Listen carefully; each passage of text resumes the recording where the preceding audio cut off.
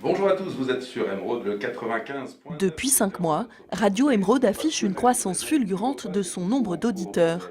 Une récompense pour l'équipe qui a travaillé dur afin de proposer une toute nouvelle grille de programmes.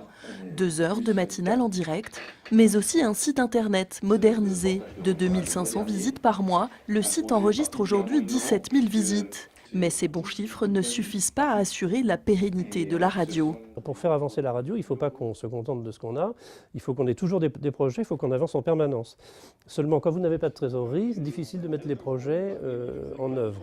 Il faudrait en gros 20 000 euros. Maintenant, les financeurs, eux, considèrent qu'ils donnent déjà assez. Il faut qu'on trouve cet argent par nous-mêmes aussi, et c'est pour ça qu'on a eu l'idée de faire cette cagnotte. La station fait face depuis quelques années aux baisses de subventions. Aujourd'hui, la situation financière de la structure associative est devenue inquiétante malgré les économies réalisées.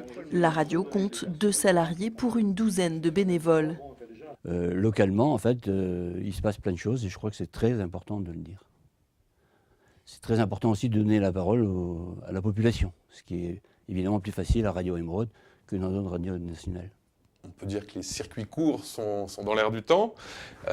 Ici, la proximité, la relation avec les habitants, avec les élus, avec les acteurs socio-économiques, avec les associations, c'est vraiment l'ADN de la radio en fait. On a traversé plusieurs crises et on a toujours su surmonter et dépasser les crises par un travail acharné. La cagnotte Litchi est en ligne depuis vendredi. Les dons commencent à arriver. Mais pour assurer une stabilité financière à la radio, l'équipe souhaite développer la publicité. Pas plus de 20% pour ne pas décevoir son public.